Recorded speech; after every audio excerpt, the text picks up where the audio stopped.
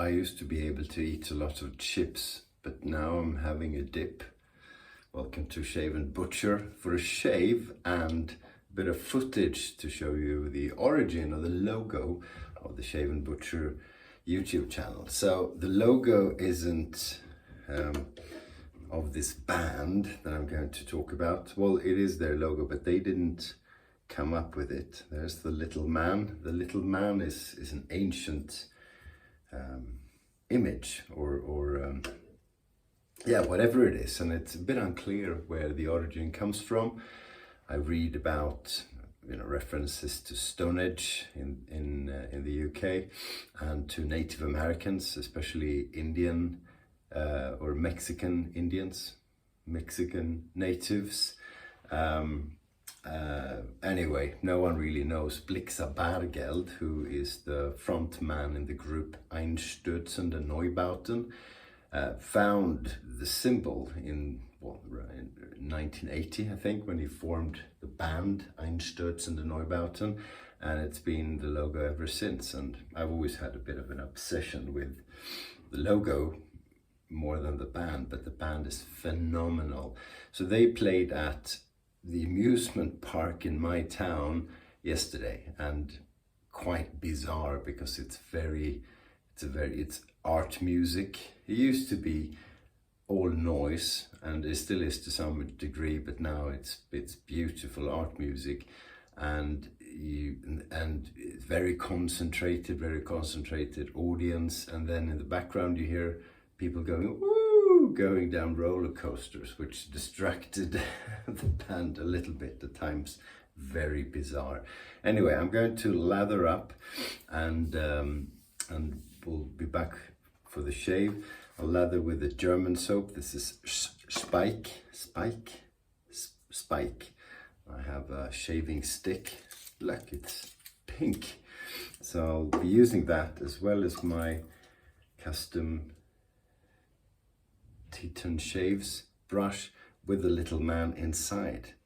Have a look at that, and then a shave with the razor. So be right back. Hej! Det blir ju inte lätt.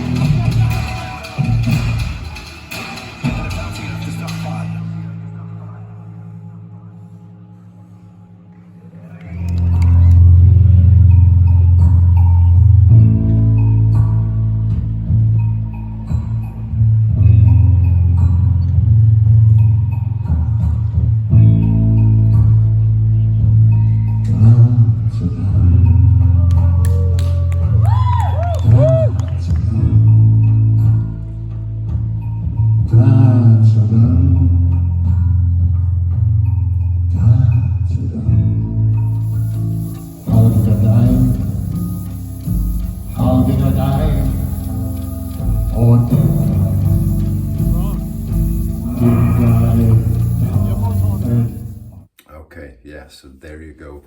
Those weren't the best bits. The best bits I was concentrating and enjoying, but you get a sense of it. The razor is a custom from Art Razor in the Ukraine, Yuri. thoughts should go to the Ukraine and the people fighting in the war against Russian oppression. Let's not forget them, right? And here we go. Yeah, so as you might have seen, they're playing on shopping carts, you know, well-tuned shopping carts, with shopping carts and water pipes, a lot of springs, like industrial springs, all beautiful. You know, it used to be noise, and they started off using odd things that they found because they didn't have any money in the beginning. So they put, you know, speakers and amplifiers, microphones to different industrial objects and used them as percussion.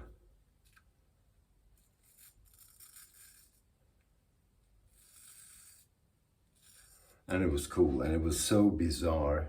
Let's see if we get a bit of, and here we go, Speick, boom. It was so bizarre to have this beautiful, weird creature that the band is in an amusement park where actually I used to work as a student. The guy you saw in the beginning, if I remember to put him in, is my best friend Mikael, and he worked there too. And I met my wife there because she worked there. So special place. Not famous for, well, you know, well, famous more for light entertainment rather than this weird thing. So I think most of the cultural elite of Gothenburg were there. And it's just fantastic to see them. I've seen them once before, and that was in 1989. Also in Sweden, and more noisy at the time. But same roster, I think, in the band.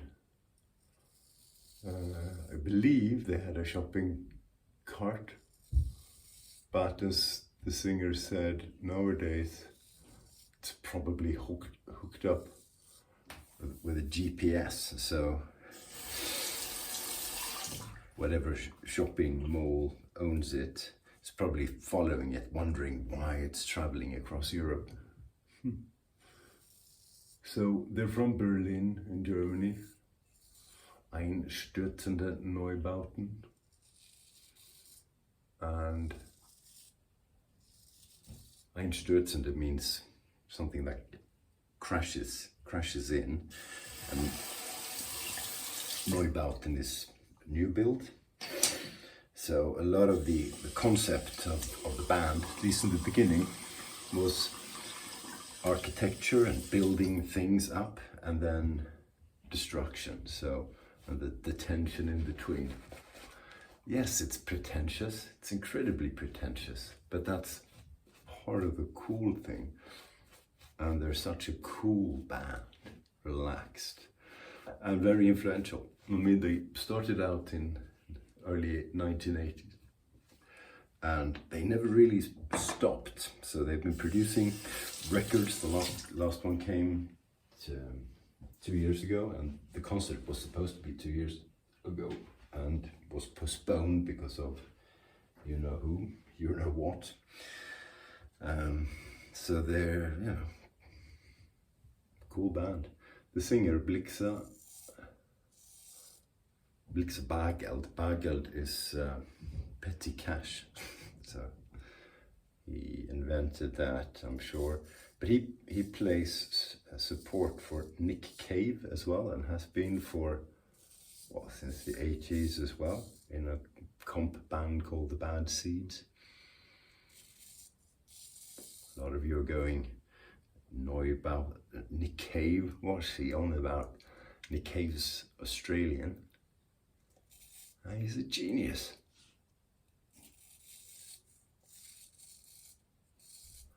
So yeah, really, really a cool experience.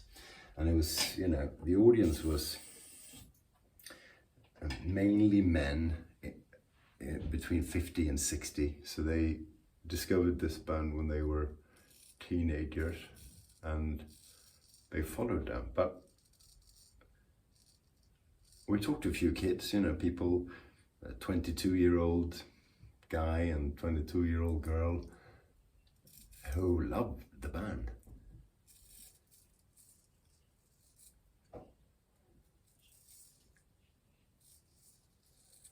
So there's a cult following, of course. I'm not part of the cult. I don't know all the songs or pieces of art or whatever you call them, but I do like them, and they are a big inspiration. Plus the little man is cool.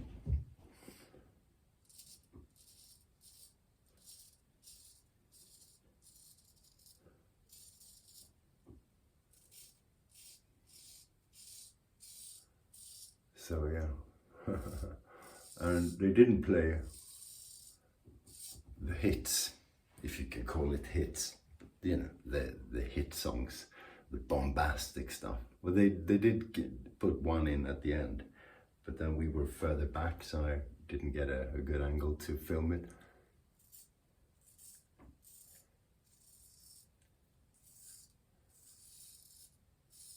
So, and you know, they do whatever they want to. At one point, you know, the percussion was very well thought out. 3-4 percussionists, very elegant, and then it was, you know, a bit of a banger, sort of. So the audience started clapping, and Blixa, the singer, just slowly shook his head like this, and 2,000 people went, and completely quiet. Very impressive. Such a concentrated audience. Never seen anything like it.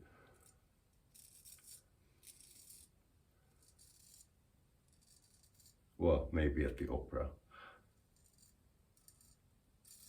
But I don't go to the opera very often. Yeah, it's cool.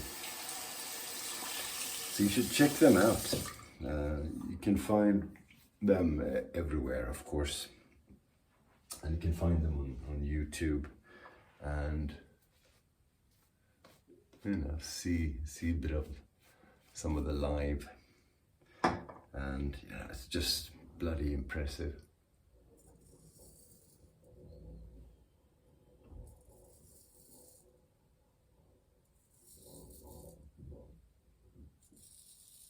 And there were, you know, a few people who didn't really know the band well, you know, who were talked into going by a friend probably.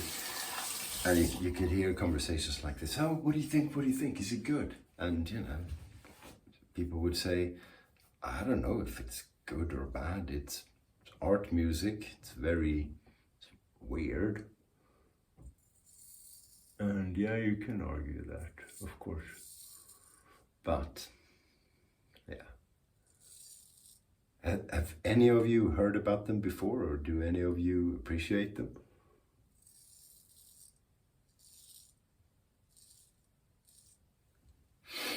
Well, give them a listen, you know. Spend 10 minutes, listen to 2-3 songs. It might change your life. No, it won't, probably, but be cool if you like it.